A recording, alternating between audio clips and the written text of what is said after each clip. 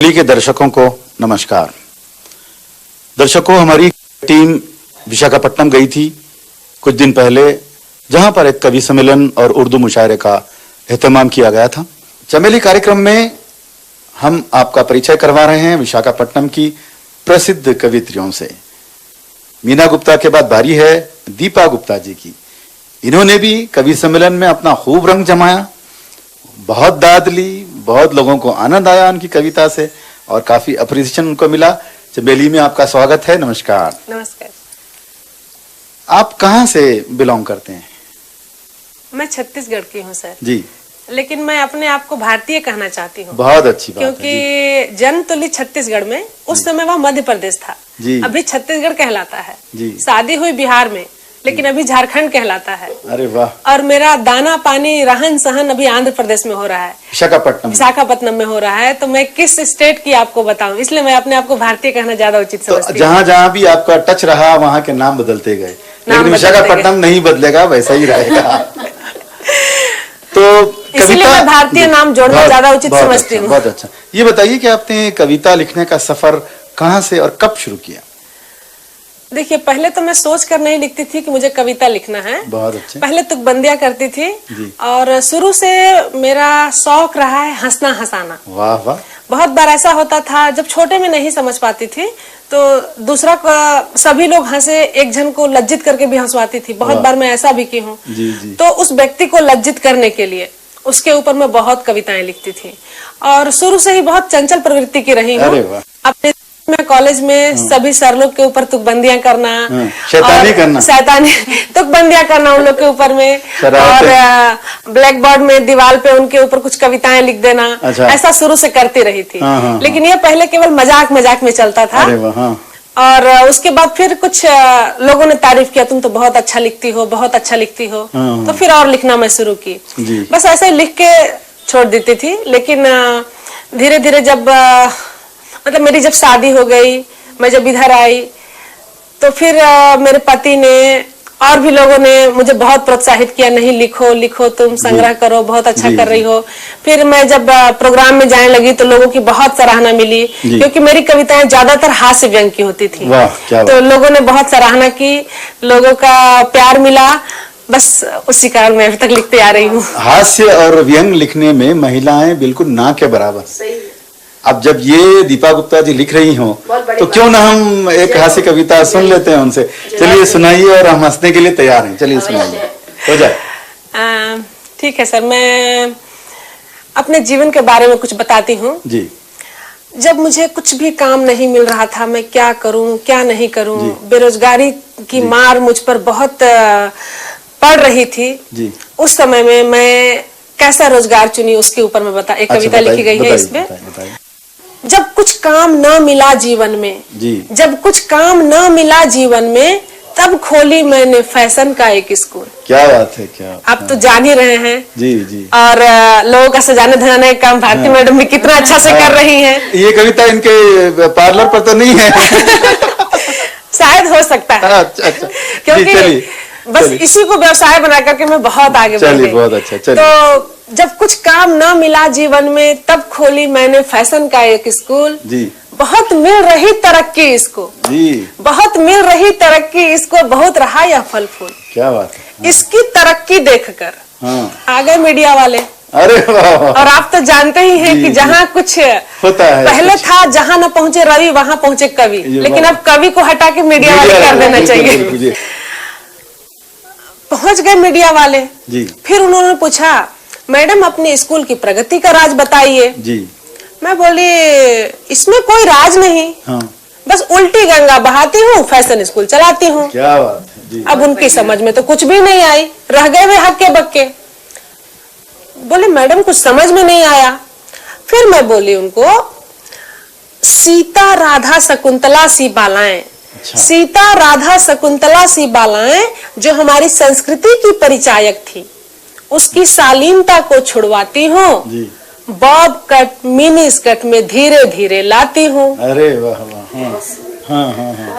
झुमका चूड़ी बिंदी कंगन, झुमका चूड़ी बिंदी कंगन को उतार कर सूट पैंट और बूट पहनाकर झुमका चूड़ी बिंदी कंगन को उतार कर सूट पैंट और बूट पहनाकर पल्सर में पीछे बिठवाती हूँ। अरे वाह वाह वाह वाह वाह। एक हाथ में पकड़ा के जाम जी, एक हाथ में पकड़ा के जाम दूजे से सिगरेट फुकवाती हूँ। अरे वाह वाह वाह।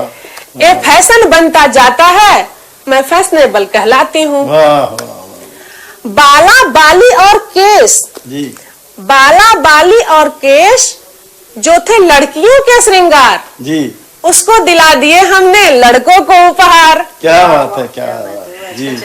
बाला बाली और केश जो थे लड़कियों के श्रृंगार, उसको दिला दिए हमने लड़कों को उपहार। वाह वाह। लड़के उस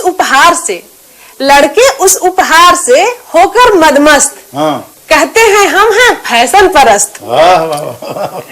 मूछे मुड़वा दी हैं उनकी। अच्छा, आप जानते हैं हमारे भारतीय सभ्यता संस्कृति में मूछों का क्या महत्व है। जैसे कहा जाता है मर्द ही क्या जिसकी मूछे न हो। हाँ बिल्कुल सही, वही चीज है। मूछे मुड़वा दी हैं उनकी, कान भी छिदवाई है। वाह वाह। मूछे मुड़वा दी हैं उनकी, कान भी छिदवाई है। जी। देखना एक दिन उनको हम नथनी भी पहनाएंगे। बहुत बड़े बड़े इरादे हैं। देखना एक दिन उनको हम नथनी भी पहनाएंगे। छम छम छम करती चलती थी छोरियां, अच्छा, छम छम छम करती चलती थी छोरियां, अब छोरों को चलवाएंगे, अब छोरों को बहुत चलवाएंगे। अच्छे, बहुत अच्छे। सात फेरों के बंधन, सात फेरों के बंधन जो जन्मों के कहलाते थे। जी, पसंद से जोड़ना चुटकियों में तोड़ना, वाह पसंद से जोड़ना चुटकियों में तोड़ना ही तो फैशन कहलाते हैं। जी, हिंदी संस्कृत हमारी जननी की बोली, अच्छा। हिंदी संस्कृत हमारी जननी की बोली को तुच्छ बताकर, हिंदी संस्कृत जननी की बोली को तुच्छ बताकर, दिस दैट इन आउट से मीनिंग समझाकर, वाह, हिंदी संस्कृत जननी की बोली को तुच्छ बताकर, दिस दैट इन आउट से मीनिंग समझाकर मैंने फैशन की स्कूल बनाई है। अरे वाह वाह वाह। माफ करो मुझे बंधुओं, माफ करो मुझे दर्शकों, अच्छा। अपने विश्व विजयी संस्कृति को रौंद कर, अपने विश्व विजयी संस्कृति को उलट कर ही मैंने फैशन की स्कूल बनाई है। फैशन की वाह स्कूल वाह बनाई वाह वाह, है। बहुत बहुत बहुत आनंद आया, बहुत मजेदार। ये बताइए कि ये इस तरह की जो कविताएं आप लिखते हैं तो आपकी प्रतिनिधियों का क्या रिएक्शन रहता है, क्या वो सही मायनों में कह सकता है कि शब्द मेरे हैं भाव उनके हैं। अरे वाह। तो रिएक्शन की तो बात ही नहीं होती है यहाँ जी। पे। बहुत बार ये होता है कि जब कुछ देखते हैं, किसी को कुछ समझाना चाहते हैं, तो उनको समझाने के लिए सीधे ना बोल करके इस तरह से बोलना मैं ज्यादा पसंद करती हूँ। बहुत बार वो बोलते हैं कि ये भाव है, इस पर तुम कुछ बनाओ, कुछ लिखो, तो मैं लिखती हूँ। आपके विचार बहुत अच्छे हैं। आप फैशन वाली बात कहते हैं, उसमें एक कटाक्ष हमको मिलता है, एक व्यंग हमको मिलता है हास्य के साथ साथ, और ये आज के जमाने में बहुत जरूरी है। मैं चाहूंगा, मेरी राय है कि आप इन कविताओं को जमा करके एक संग्रह आप उसका ले आए, एक पुस्तक बनाए उसकी। तो ये कवि सम्मेलन आप कब से पढ़ने लगे पब्लिक के सामने? सर पब्लिक के सामने तो मैं इसको चार साल से पढ़ रही हूँ, लेकिन लिखती तो बहुत पहले से हूँ। और एक मेरी कविता संग्रह अभी मैं राजकमल प्रकाशन में दिल्ली में दी हूँ छपने के लिए। पवन एक झोंका, पवन मेरे पति का नाम है। अच्छा अच्छा, उन्हीं तो के झोंका बना दिया आपने? बस उन्हीं, वही एक झोंका से मेरे जीवन में बाहर आ। क्या बात है, बड़ा रोमांटिक उत्तर दिया है आपने। वैसे करती क्या है आप दीपा जी? मैं कॉलेज में लेक्चरर हूँ। Very good. क्या पढ़ाती हैं? हिंदी। अरे वाह। तो आपके स्टूडेंट्स भी आपसे प्रेरणा लेते होंगे, आपको आपसे इंस्पिरेशन लेते होंगे? हाँ, मेरे स्टूडेंट्स मुझसे बहुत खुश रहते हैं और मैं भी उनसे बहुत खुश रहती हूँ जी। मेरा उनके साथ व्यवहार बिल्कुल दोस्ताना रहता है, बहुत फ्रेंडली रहता है। कुछ भी विचार आने से उन लोग मुझे बताते हैं। उन लोग अपनी बहुत सारी समस्याएं भी मेरे सामने बताते हैं। कोई भी समस्या हो, पर्सनल समस्या हो या कुछ भी हो तो बताते हैं। मैं उनके साथ बहुत फ्रेंडली रहती हूँ। चलिए, बहुत आपसे मिलकर हमें आनंद आया। बहुत अच्छी अच्छी बातें आपने की। इससे पहले कि मैं आपको धन्यवाद कहूं, मैं चाहूंगा कि एक छोटी सी एक ऐसी कविता सुनाएं जिसमें कुछ देशभक्ति का कुछ रस हो, कुछ देशभक्ति वाली बात हो, या माँ की ममता का कुछ कहीं बात हो। है ऐसी कोई कविता आपके पास?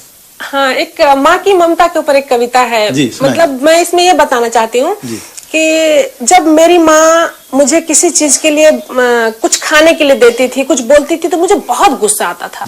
मैं बार बार उसको बोलती थी, तुमको क्या होता है, मैं नहीं खाती हूँ तो तुम्हारा क्या जाता है, ऐसा मैं बार बार बोलती रहती थी। अभी मेरे दो बच्चे हैं मेरे जी। एक 6th में पढ़ता है, एक 2nd में पढ़ता है। दोनों बहुत प्यारे हैं। वैसे जनरली माँ को तो सभी बच्चे अपने प्यारे ही होते हैं जी। लेकिन उनके होने के बाद मेरे में क्या मतलब माँ की भावना को मैं किस प्रकार समझ सकी, उस चीज को मैं बताना चाहती हूँ। स्वागत। हाँ, बछड़े के लिए गैया को, बछड़े के लिए गैया को कई बार रंभाते देखा। चिड़िया को चोंच में दाना लेकर, चिड़िया को चोंच में दाना लेकर चूजों को खिलाते देखा। देखा है पूसी बिल्ली को, देखा है पूसी बिल्ली को, जो बच्चे को मुंह में दबा कर ले जाती, बच्चा किलकाते रहता, एक खरोच तक ना आती। अरे वाह, बच्चा किलकाते रहता, एक खरोच तक ना आती। जब मुझे कोई बीमारी सताती, जब मुझे कोई बीमारी सताती, रात भर माँ को नींद ना आती। अरे वाह। दिन भर खटकर काम थी करती, दिन भर खटकर काम थी करती, रात भर मुझको निहारती रहती। क्यों होता था दर्द इनको, क्यों होता था दर्द इनको, मुझको समझ ना आता था। क्यों होता था दर्द इनको, मुझको समझ ना आता था। मेरे दूध न पीने से माँ का क्या जाता था। अरे वाह, क्या बात, क्या बात। क्यों होता था दर्द उनको, मुझको समझ ना आता था। मेरे दूध न पीने से माँ का क्या जाता था। पर हर क्यों का जवाब, पर हर क्यों का जवाब आज मैंने पाया है जी। पर हर क्यों का जवाब आज मैंने पाया है, जब मेरी जान का टुकड़ा गोद में मेरे आया है, जब मेरी जान का टुकड़ा गोद में मेरे आया है। बहुत अच्छे विचार है, बहुत अच्छी प्रस्तुति की। अब भारती जी आपका बहुत बहुत धन्यवाद, मीना गुप्ता जी आपका भी बहुत बहुत धन्यवाद, दीपक गुप्ता जी आपका भी बहुत बहुत धन्यवाद। आप लोगों ने हमारे चमेली कार्यक्रम के लिए, उनके दर्शकों के लिए कुछ समय दिया। बहुत अच्छी अच्छी बातें आपसे हुई, बहुत अच्छी कविताएं सुनने को मिली। मुझे आशा है कि हमारे दर्शक आपके कार्यक्रम को, आज के इस कार्यक्रम को बहुत पसंद करेंगे। एक बार फिर आप सबका धन्यवाद, नमस्कार।